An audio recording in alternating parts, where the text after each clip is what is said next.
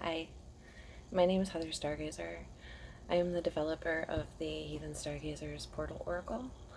I just want to tell you guys thank you for the amazing support, likes, suggestions, love. This has been amazing. I really didn't expect anything from this, and what I've gotten in return has been invaluable. So I just want to say thank you very, very much from the bottom of my heart, and let you know that even if the Kickstarter doesn't go through, I've been investigating many other portals for the deck to walk through, and so if it isn't available before Christmas, it will be available by spring. I'm just investigating whether it needs to be self-published and printed, or if I hear back from any of the publishers. So send light in that direction, and hopefully they will be published by a publisher, which would make them a lot more cost efficient and readily available. Secondly, I've been doing readings for, I don't want to tell you how old I am, but I've been doing readings for quite a while. Would you excuse me? I have to let my dog out. Okay, thanks. Sorry about that. I've been doing readings for probably 25 years. I started with runes, and I fell in love. I just started investigating since then. I have never done a public general reading. I do a lot of private readings. I believe that this is a very private and sacred divination system, and that it is rooted in our personal intuition, our personal experiences, and our personal perception. I also don't do public readings and videos very often because I live next to a train track. I have cats and dogs, and I am a single parent of 3, so it is very difficult to make a video that isn't interrupted, noise interfered, however it goes. So we're just gonna go with this. Enjoy the train, enjoy the helicopters. There might be an ambulance or two. A kid might interrupt. My dog might bark. That's reality. That's how life is. We just go with it. Just go with it. Okay, so first I'm going to do a reading with a 3-card spread with just the Portal Oracle to give you a introduction to how these cards work. We're going to do a past, present, and future. This is general. This is for everyone. Spirit, protect us. Spirit, bring us positive enlightenment toward our highest good, for the highest good of all. We only invite spirits with positive energy. We only invite spirits with a positive intent. We only invite those who are bringing wisdom for our betterment, and we thank them. And we thank the others, but today is not the day. All right. So after I do the 3-card spread, I'm going to do a full-on spread and show you how they interact with the tarot. And then I'll also pull a couple other oracle cards so that we can see how they are in a full ensemble. All right, so let's go. Stargazers. All right. First card we get today is clarity. Is that focused? Clarity. Card number 16. So we're starting to see things clearly. We're starting to see the difference between what is available to us and what is not available to us. When we see things clear, we also see that they're in the palm of our hand. And it's up to our eyes' line of vision to magnify what we should be saying, and to let the rest just kind of fall back into the background. What are you seeing clearly? What's right in the palm of your hand? All right.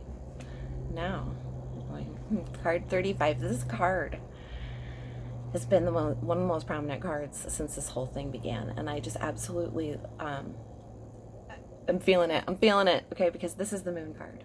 So presently, we are in, can you see it?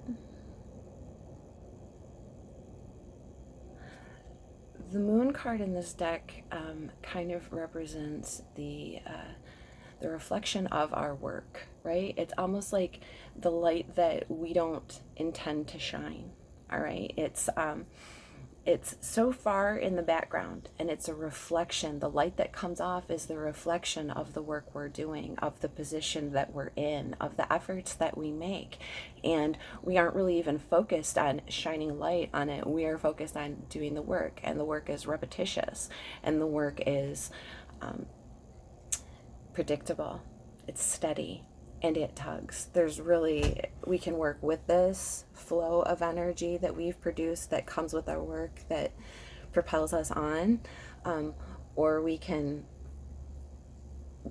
we really don't have a choice, right? And so how are we working with this? How are we working with what we have in our hand, with the clarity that we're seeing? How can we push forward, push through, use our intuition, and go toward the thing that we're supposed to be doing in the flow of what it is. Now, this isn't what what your parents want you to do, what your boss said you were supposed to be doing. This is what your internal path is telling you you are supposed to be doing this.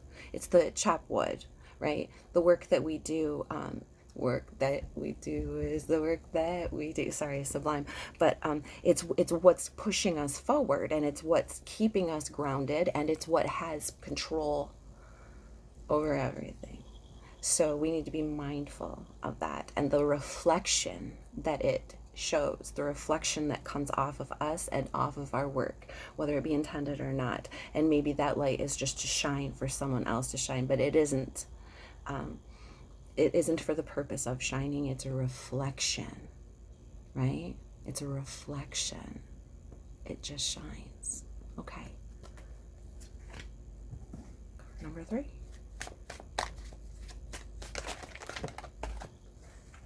doesn't want to give me 3. It wants to give me 5.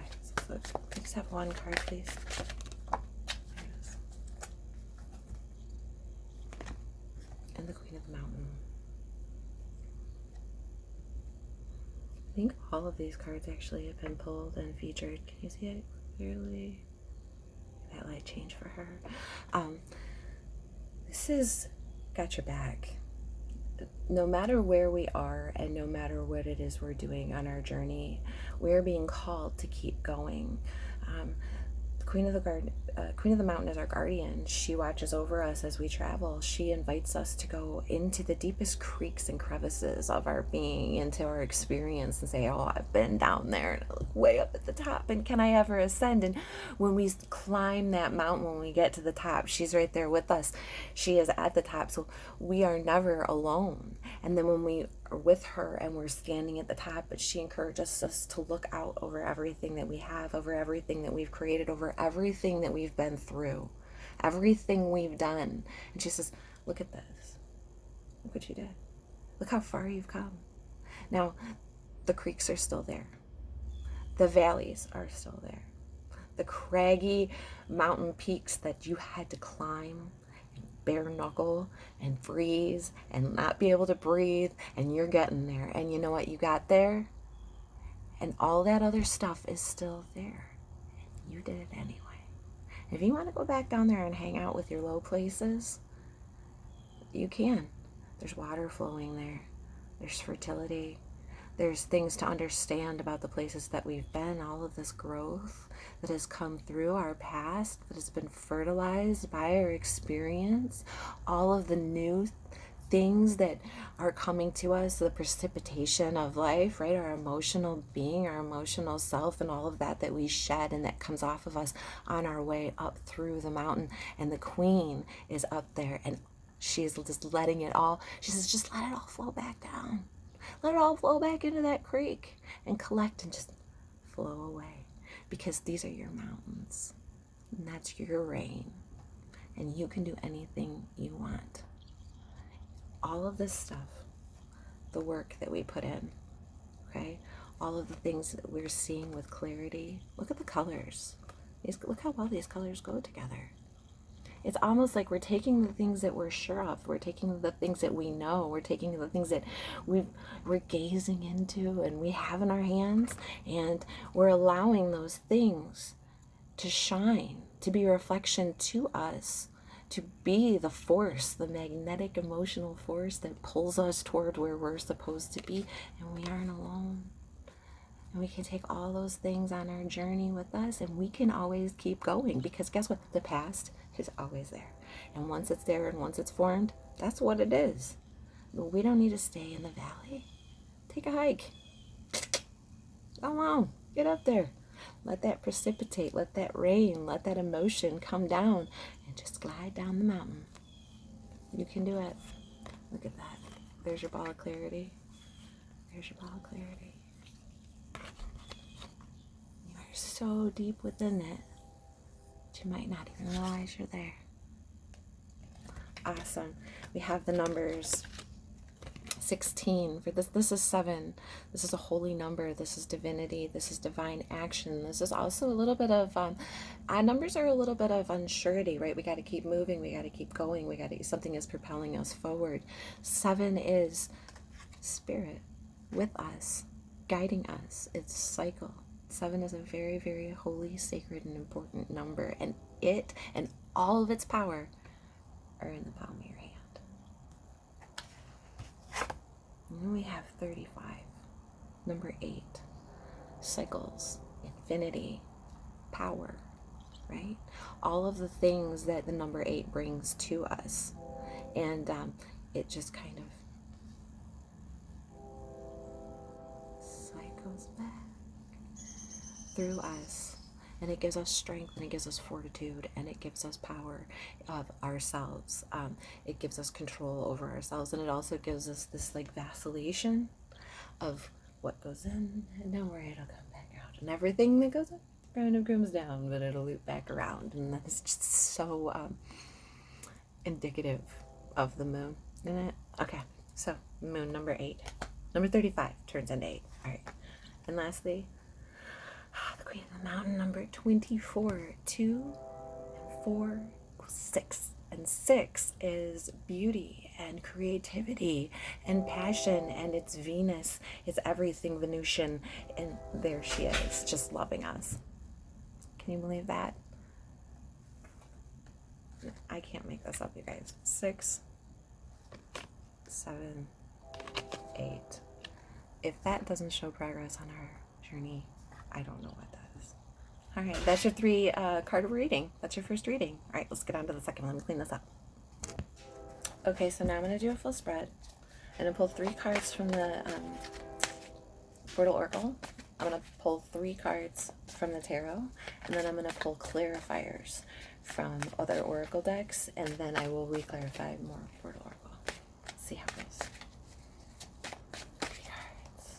Portal Oracle. There's 1. Ooh.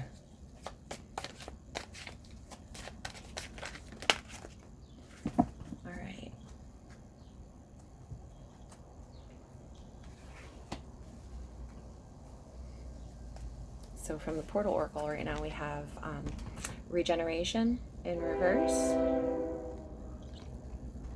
This card. Look it up. Shh. You're the train. Okay. The next card that we have is red. I'm seeing red.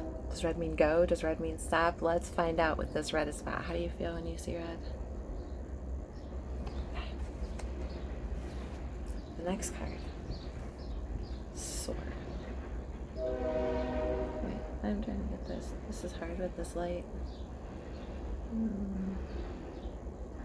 There she is. Can you see her? Sword. Number 21. This is going to be interesting, I can already tell. To expand this, we're going to use Ellen Dugan's Witch's Tarot. Hey, Ellen Dugan. Love this deck. They recommend any time you learn how to read tarot, they recommend that you have a deck that you use for you have a deck that you use for others, and you have, your other decks, which are your own personal deck, and your deck that you use for others. This is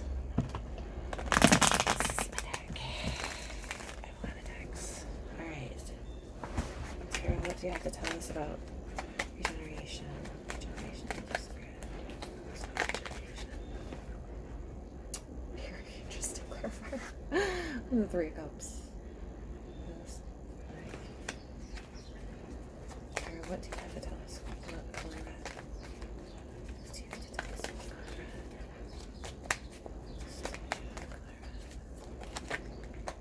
Too many, thank you. One card.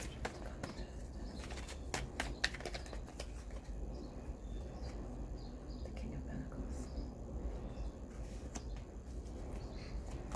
Tell us about Soar. Ooh. I might be redoing this. But let's just see, because this is seeming pretty personal to me. And that's what I mean. It's hard to do a general tarot read and actually get into the nitty-gritty of what's going on in the personal life. They're wonderful therapy, but to really know, you really need to know, because at the bottom of the deck we have the Queen of Wands. Queen of Wands. And to clarify or to associate with a card Sword, we have the Seven of Swords. There's some dishonesty, sneaky treachery, trying to get away from something. The thing about the cards is that each deck is a slightly different interpretation. You got your main meanings, and then you take the card apart for what the card is, right? That's why we like a variety of cards. Look at the snicker on his face. Oh my gosh, somebody's getting away with something that isn't very nice. And if this applies to you, you might already know who it is. Let's find out. Let's get deeper into this, because something strange is going on here. How are we going to soar? All right. So what I like to do next is incorporate 3 cards, which are really great for asking questions, and they will define our question for each pile. And this is the Mind and Body Makeover deck by Mona Lisa Schultz. These are awesome. They're a little hard to shuffle though, because they're oval-shaped cards, and they focus on different forms of healing: health, self-esteem, fear, letting go. Gosh, okay, so what do we have here for regeneration? Too many. What do we have here for regeneration?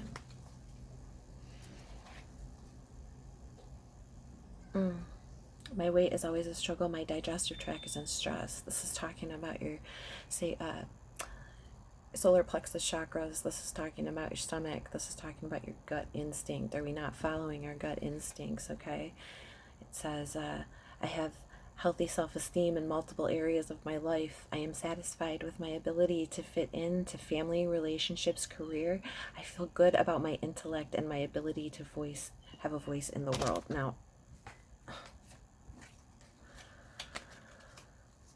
we're definitely going to dive deeper into this pile, because this correlates to itself, and it makes a great deal of sense. All right, this is a family, this is a community card. This is talking about like having fun with your friends. This is talking about a reunion, and it can also, depending on the surrounding cards, indicate some level of gossip, right? Some level of maybe not being accepted by your family, especially, or your friend group, especially since we have regeneration in the reverse. I mean, look at that, looks kind of sneaky. Looks like there's some kind of sneaky stuff going on in these cards today. Let's find out about this color red. I'm very curious. Let's find out about the color red and the King of Pentacles. That was fast. It says, I feel happiest if I'm busy, productive, or at work on something.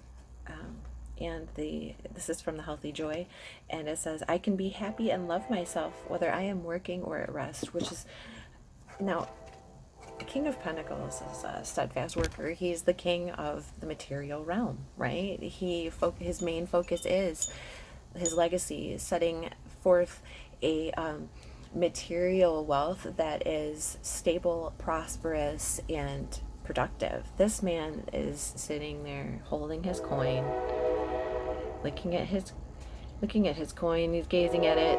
He's got his grapes hanging out over him, and he's got both feet on the ground. This is very important, and he's just sitting there.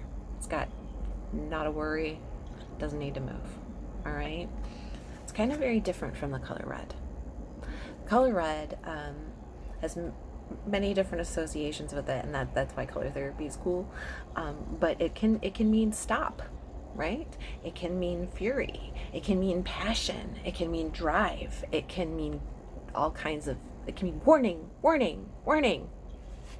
Is there something that we need to be aware of about this King of Pentacles? Is this King of Pentacles, why is he red? Why is there red hanging over the top of him? These are the questions that maybe the King of Pentacles is asking himself.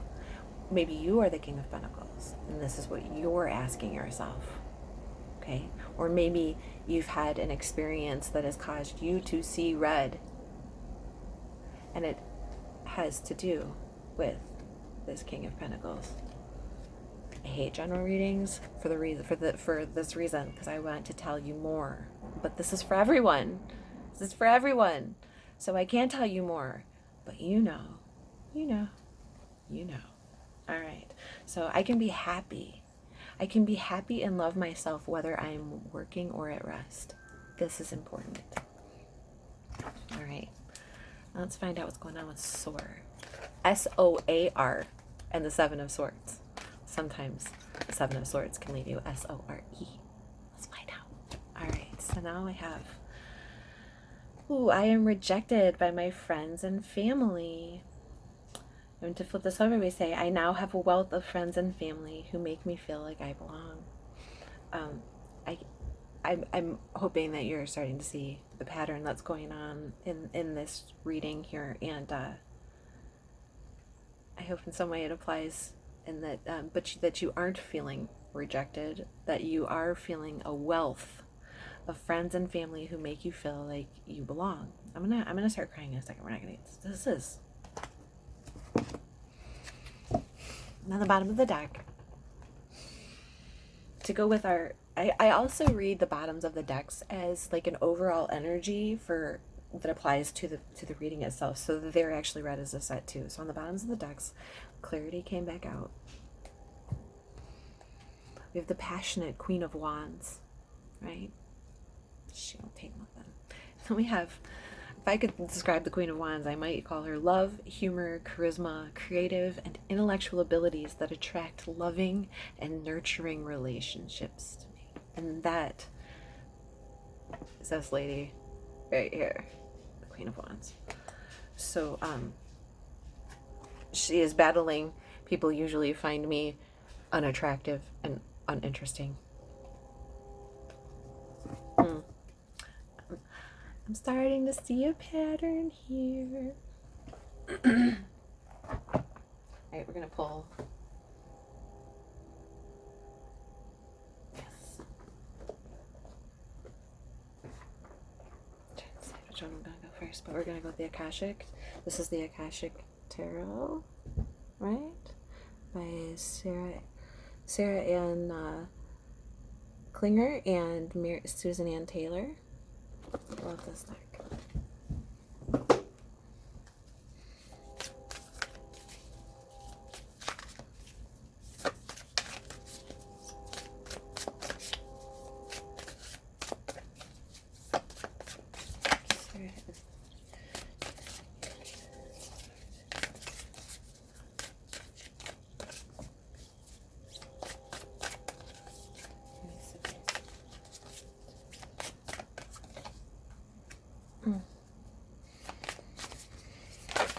Okay. Ooh. Getting real.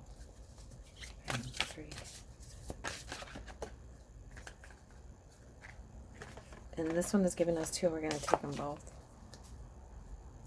On the bottom of the deck we have the Akashic Field. One of Force.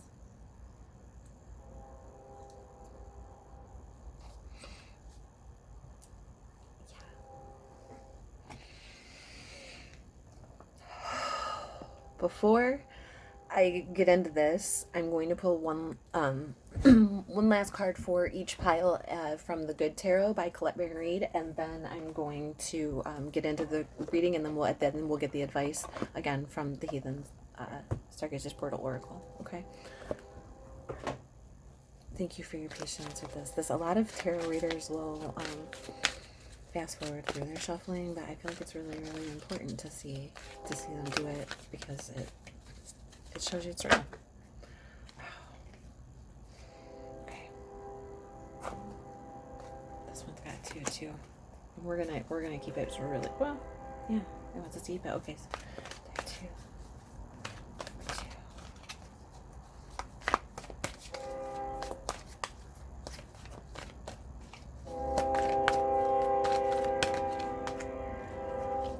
Damn. Alright, file number 3. We are up for some change. Are you guys all ready for some change? Portal Oracle is about to bring some change up in here, in this house. Damn. It's all about the work. The work that we do is the work that we do. Sublime, man. They're just coming through today. Okay.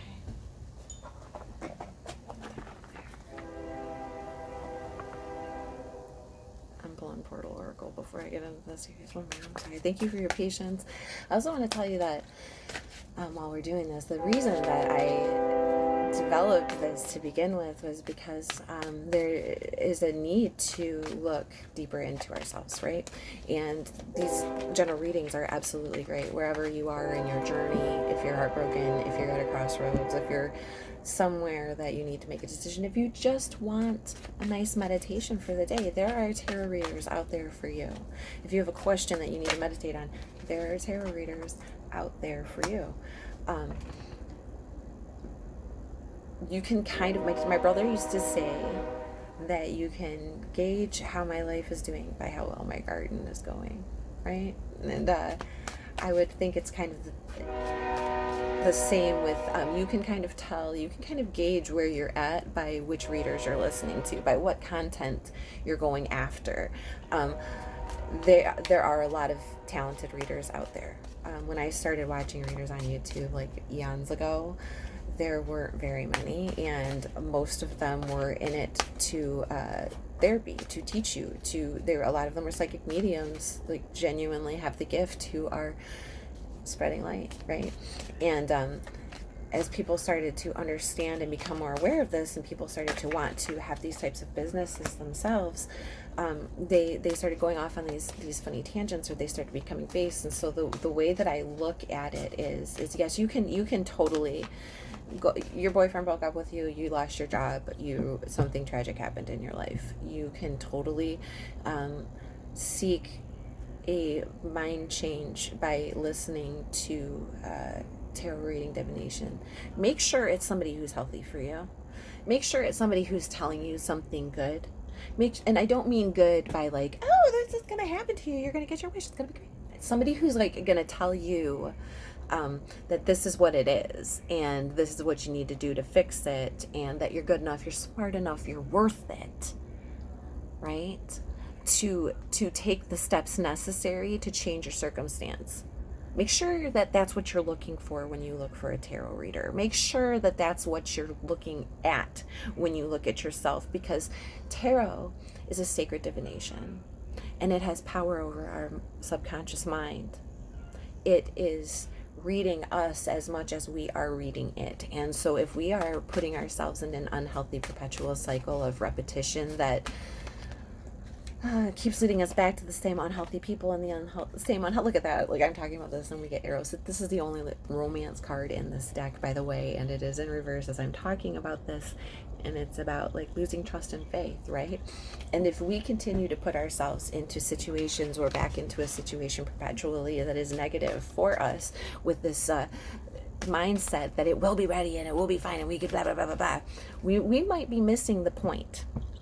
Because the point is, yes, you can stay there. Yes, you can do all that. You can keep the people in your life that you presently have. You can stay in the situation that you're presently in. You can have zero control over whether or not you can remove those things. The only thing that you can change, and the only person that you can change, is yourself and your own perspective, right? That's really all we have.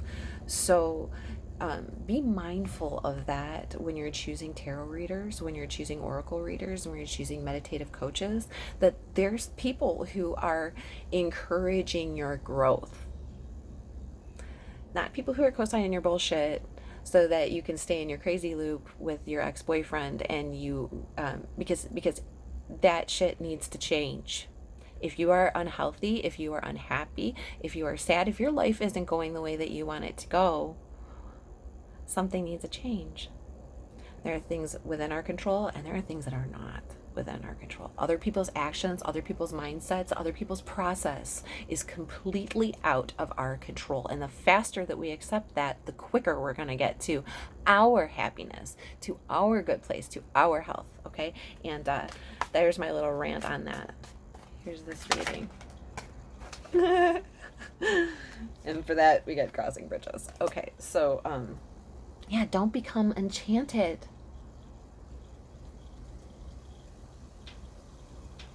Look at that. Don't fall down into the net of becoming enchanted. Keep your feet on the ground. And that's what we got through here. And this is what the advice is for the last spreads. So we're going to go into each one of these. This is past. Got like, here's regeneration. It almost feels like something didn't die, and so it wasn't able to decay and feed the ground like it was supposed to. Regeneration is all about